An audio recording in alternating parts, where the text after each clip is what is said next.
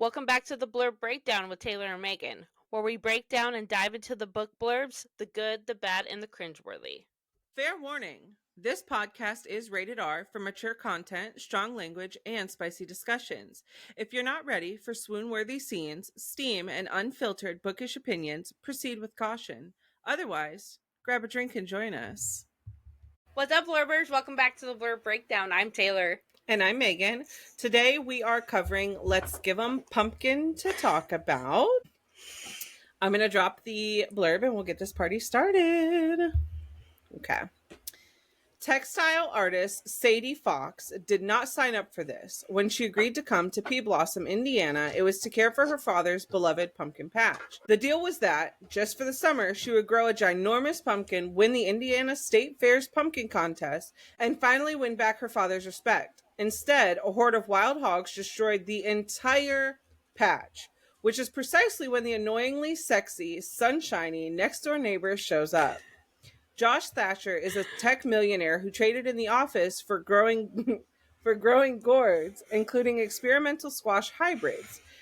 And for the life of her, Sadie can't understand what he sees in her sweary, tattooed, prickly self, or why he's offering to help his biggest competitor. But a storm-fueled kiss proves there's definitely something growing between them. Maybe it's just attraction, maybe it's more. Whatever it is, it's already bigger than Sadie's fast-growing pumpkin, or the secret that Josh is hiding. Dun dun dun.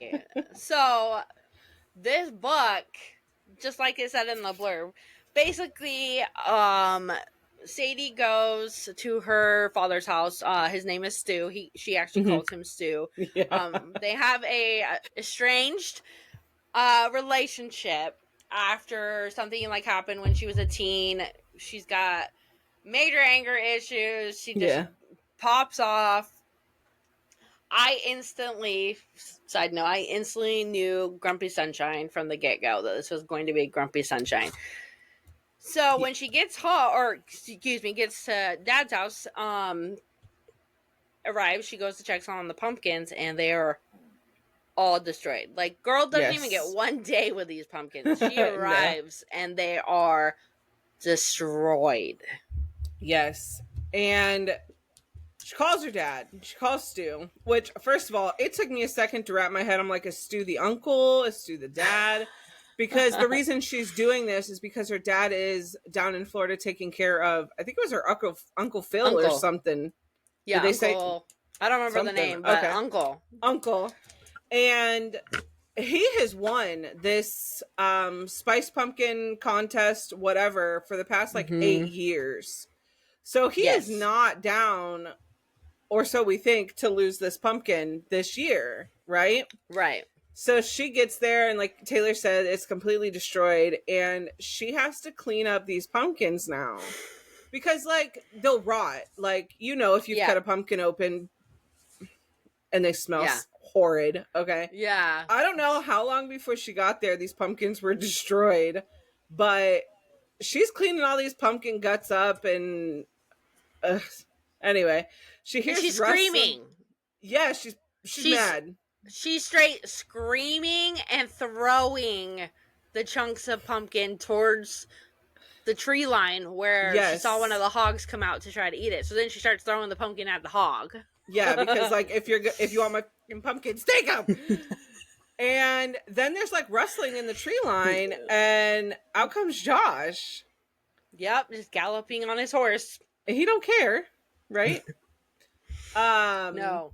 Well, he's just trying to think, what's going on? Someone is out here screaming at Stu's house, and he knows Stu is not home, and that someone was going to be coming, his daughter was going to be coming.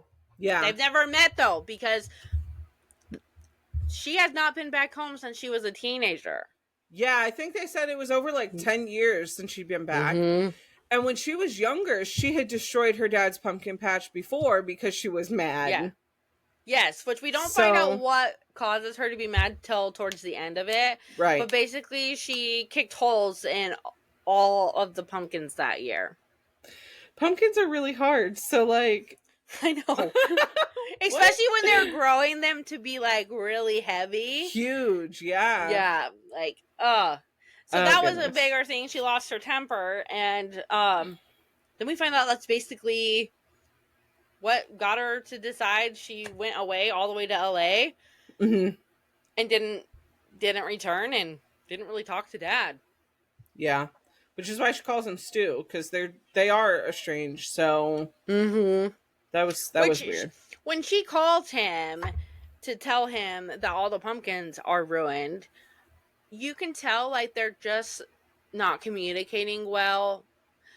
Because like she felt like Stu was asking if she ruined them again. And he's like, well, what do you mean? And she's like, it wasn't me, blah blah blah blah. Yeah. So you can tell like, and we go through it when we get her point of views, like she does feel something about their relationship. Like it doesn't seem like it's what she wants out of the relationship. Right. It's just kind of where it is. Right. And then they're both like well, we know that Stu and Sadie, Dad and Sadie, are very, very competitive. Yes. And then we learn that Josh has been, the neighbor, has been trying to beat Stu the last few years. Yeah. And he's tried to basically perfect Stu's methods. So they say, you know, like Stu did try to teach Josh his ways. And Josh, being this tech guy, he just wants to solve everything with tech. So I did find that out throughout the story, that it seems like he's just a problem solver. So he may not understand that there's nothing to be like solved or nothing that he can do, but he kept trying. Yeah, he put cameras on his gourds, didn't he? Yeah, he had cameras. Everything was on a timer. He does pitch Sadie a deal where she was like, we can go to the, basically like a town council meeting, and we can ask if you can take over one of my plants, since we can't enter any with Stu's name because he hasn't actually planted them. Maybe we can do it that way. Yeah. So this is a whole competition throughout this whole thing. It's like Sadie is grumpy. She's not. She's not. Josh is so go with the flow, though. Yeah, and he's so sweet. He is. So I mean, they go and they do that. Like I said, they're very competitive. They end up talking about games. And how they talked about Yahtzee, and then they talk about a video game, which we find out that the video game is what Josh had created. Yeah. Which is the Sadie's number one favorite game, followed by Yahtzee. And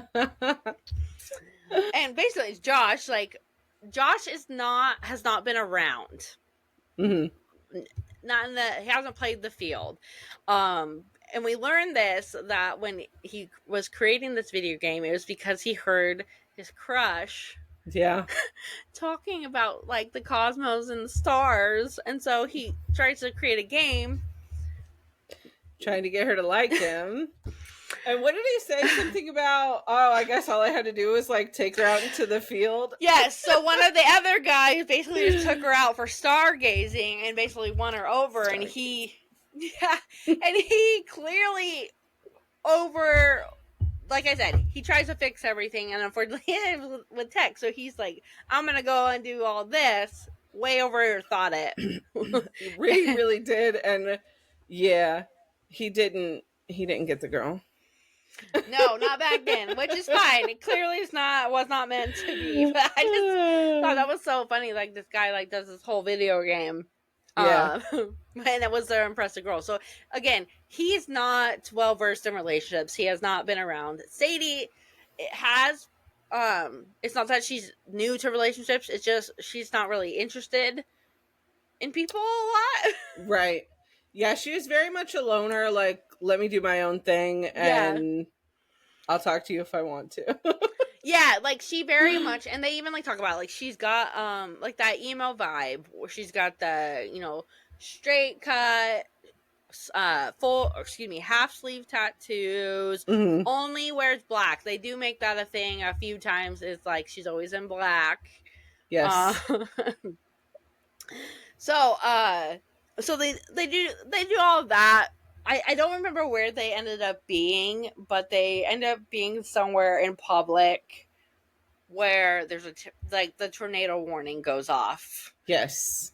And we learn that she does not do good in these situations. No, they were trying to shuffle everybody down into the basement. She's like low-key having a panic attack. Yeah, she's trying to keep it in. I don't think Josh was with her like right at the beginning of the warning. And so she's like going down into the basement, and Josh finds her finally, and he's like, most places don't have real basements. And so this is like one of the safest places we can be, because she's like freaking the hell out. He's just trying to calm her down.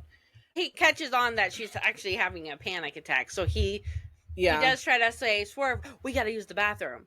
He actually took her to the IT room because he's an IT buddy. That there's no windows, by the way. So he did hunker her down in a safe spot. Yes. They make it through there just fine.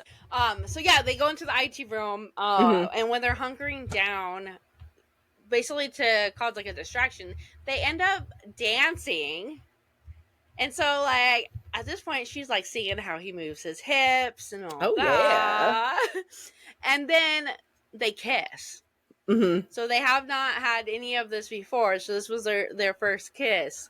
And then they leave. Yes. So, like any, I say this, any natural born Floridian, which I live in Florida, we have hurricanes. We drive around after hurricanes to look at damage, right? And so they left to check on their homes, because obviously that's what you should do. But Stu's house is completely destroyed. Yeah, a tree fell on it. Somehow it was like only his house, which if you know how tornadoes work, it picks and chooses where it wants to go. And your neighbor could be fine and your house completely leveled. Yeah. So anyway, I think Josh offers to have her come stay with him, doesn't he? Yes, because he has like a spare, I wouldn't say, I don't remember, like they don't call it like a room, but he has a spare like apartment style looking thing. Yeah. Area that he was getting ready. He hasn't finished it because there's no bathroom or anything, because he hasn't really had anyone to need it. But yes, he does offer, tells her to like she can go shower and everything, and he goes and assesses the damage. So when she goes, she has to go into the main house to use the bathroom and the shower. So she goes into the main house while forgot his name for a second. Josh. While Josh is over at Stu's house, like assessing the damage, and she opens up the cupboard because she realizes she left the towel he left out on the bed. And when she finds this whole like box full of unopened sex toys. Yeah. Like a lot of them. He mentioned, I don't know if it was a girlfriend or just somebody he was trying to impress with these toys. And so he literally purchased like everything, okay? And come to find out, it was a really big turnoff for this girl. Yeah. So they're just all unopened sitting in there. Yeah, because he even said, I left them unopened so you didn't think they were used. That they were used. And then he said something about, I try to clean up when I know people are coming over. Yeah. And then I think it was something along the lines of, they've been in there so long I don't even remember. Like, I just look over them. Yeah, he didn't even think about those being in there at all. Oh, God. But Sadie is not afraid of them. No, Sadie a little freak. Yeah, because girl couldn't sleep, so she comes up with the idea that she's going to go get a toy. And we find out, because I don't know if she calls or texts Josh to come in. Mm-hmm. And he's like, you don't have to. Well, we find out Josh is masturbating. Mm-hmm. And then she goes to find out. Well, she tries to make it interesting. And I basically wrote on my notes, just for fun, ... chapter 12. Yeah, so there was this whole thing. She got a dildo, and he is watching this entire fucking thing. Okay. And she tells him. Yeah. She's like bossing him around while doing her own thing in there. I'm pretty sure I texted you. I was trying to look. We text so much, I'm not even going to try. I know. I think I texted you and I was like, this is spicy. Because, was that the part you were at? Yes. I love a good voyeurism moment, and that's exactly what this was. So she is like riding this dildo. Okay. Yep. And he's watching. He's just sitting there watching. And I'm like, oh. And there was a moment between the two of them where she like gave him the okay to pull himself out. And then to come all over. So, yeah, she basically ends up giving him the nod when she allows him to do that. That's and it was right. Like, so basically, while they were separate, she played possessive MMC. No, FMC. She played the possessive FMC. She did. Controller. I love that a little bit. She was all over it. She really took the lead. She did. And it's funny. Like the rest of the book was just a lot of smut. Yeah, so we did have a lot of that. In between the fact that they were also trying to take down the other neighbor on Josh's side, which is the one that was trying to do this big old hog farm where he was shooting off a gun like in the mornings for whatever sound, doing like trying to do this like hog fair thing. And Josh is like, we're gonna put a stop to this. I'm gonna take him down. And Sadie's like, I mean, you don't have to, but if you want to, just keep me out of it. Yeah. Which we do find out that the one guy is Sadie's ex-boyfriend that ends up with her elementary school rival girl together. I thought that was kind of funny how they put that down. But Josh figures out that there is like sound ordinance and stuff in the town, which basically says to Zach, like, you can't have this here. Like, right. You're screwed. Well, and then they're like, well, we put all of our money into it. And he's like, sucks to suck. Yeah. Yeah. So, I thought that was kind of funny. You know, they definitely take that down. Yeah. So then we find out that, so we met Grace a little bit earlier in the book, and Grace is Sadie's sister. And Grace is getting divorced. Yes. I don't remember why she's getting divorced. I believe Grace is Sadie's stepsister because Sadie's mom basically walked out on her and Stu when they were younger. So she has issues with that, but her and Grace became good friends, sisters, right. more as they got older when they were able to communicate as adults versus had to go through the parents because obviously she didn't have a relationship with her mom. Okay. So in finding out that her sister is getting divorced, we also find out that she is pregnant. And so Sadie's like, well, what are we doing? And her sister's like, well, I'm keeping the baby. And this whole book, Sadie has been like ready to get out of there. She's like ready to go home and leave this small town behind her.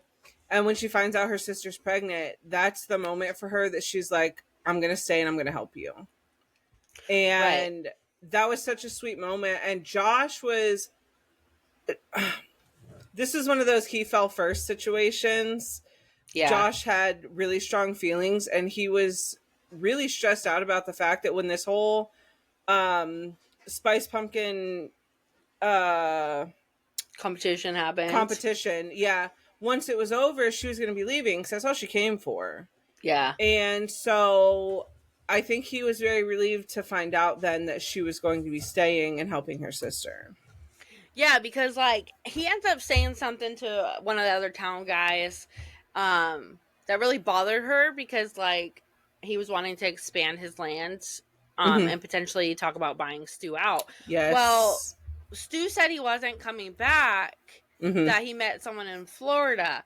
And Sadie this whole time has still been set on going back to LA.